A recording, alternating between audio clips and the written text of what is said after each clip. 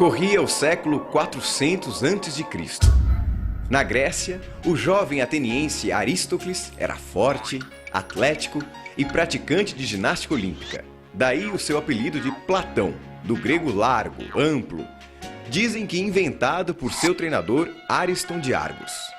Filho de tradicional família de políticos, descendente do poeta e legislador Solon e de Cadmus, o último rei de Atenas, Aristócles, o Platão, viveu a fase áurea da democracia ateniense.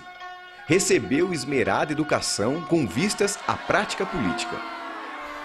Porém, as alternâncias de facções no poder o fizeram prudentemente manter-se à distância de cargos públicos, enquanto formulava, entre outras coisas, a sua teoria do governante filósofo. Teoria que por 3 vezes ao longo da sua vida ele tentou, sem sucesso, persuadir os soberanos de Siracusa a colocar em prática, até ser preso e vendido como escravo em Engina, resgatado na última hora por amigos.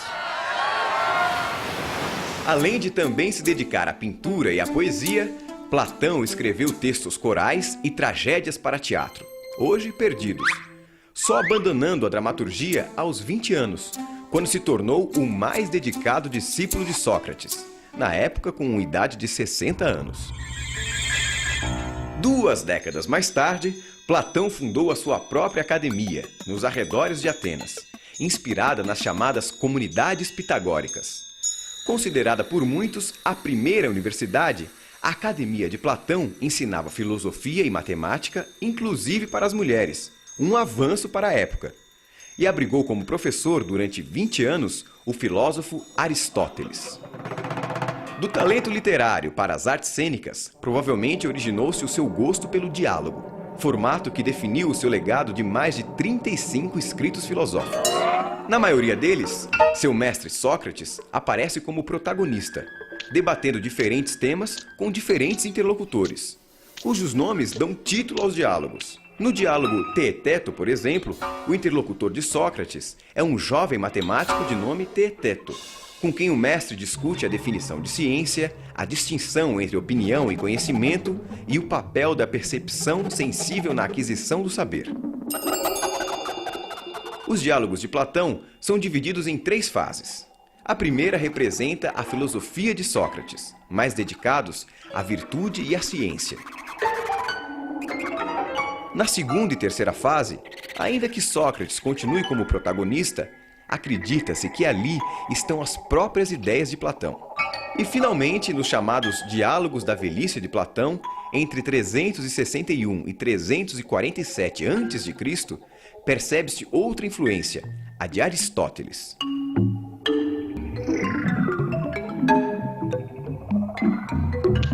Os 2 trabalhos mais importantes de Platão são a sua teoria política e a teoria das ideias ou das formas, que ele desenvolveu em vários diálogos.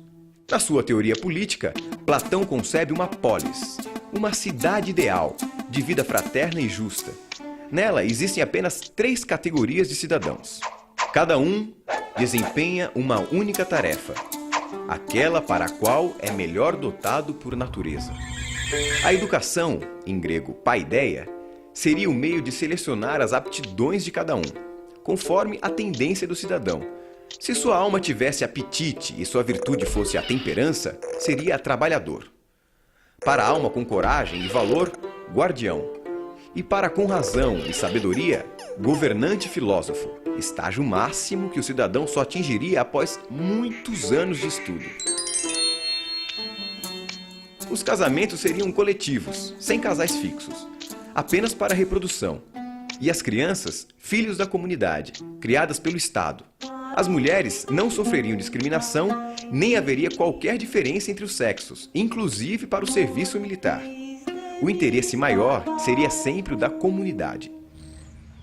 Já a teoria das ideias, ou teoria das formas, de Platão, é apresentada através de uma alegoria ou mito no diálogo A República.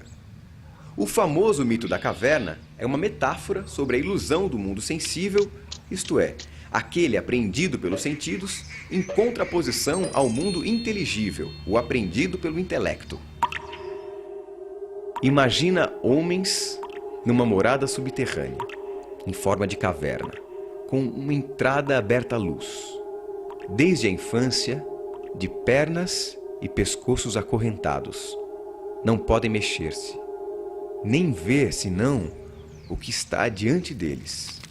A luz chega-lhes de uma fogueira acesa numa colina, por detrás deles. Entre o fogo e os prisioneiros passa uma estrada e um pequeno muro, por onde homens transportam objetos de toda espécie. Se os da caverna pudessem se comunicar uns com os outros, não achas que tomariam por objetos reais as sombras que veriam daqueles homens e objetos?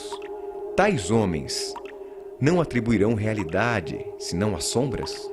Sócrates conta ainda que certo dia um desses prisioneiros foge da caverna, quase cegando com o sol lá fora.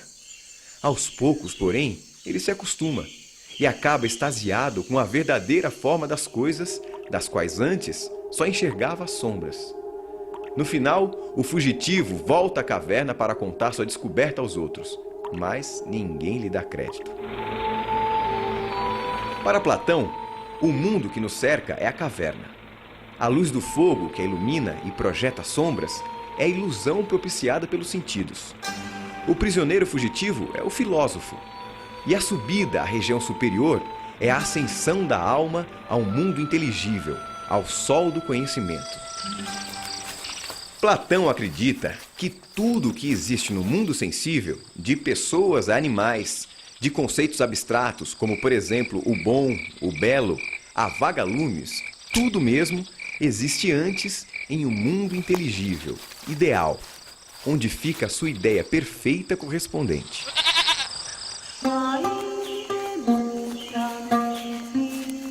Para ele, o mundo dos sentidos é uma imitação imperfeita, ou simulacro, mutável e efêmero do mundo das ideias. O mundo das ideias.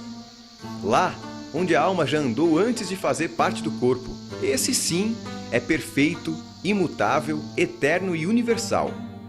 Assim, a ideia de cavalo, por exemplo, é perfeita e nunca muda.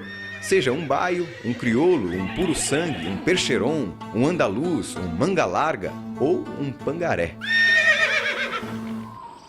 Platão morreu aos 81 anos na academia. E em sua lápide ficou registrado: aqui jaz o divino Aristócles, que em prudência e justiça soube exceder a todos os mortais. Se a sabedoria eleva alguém às alturas, este as conseguiu.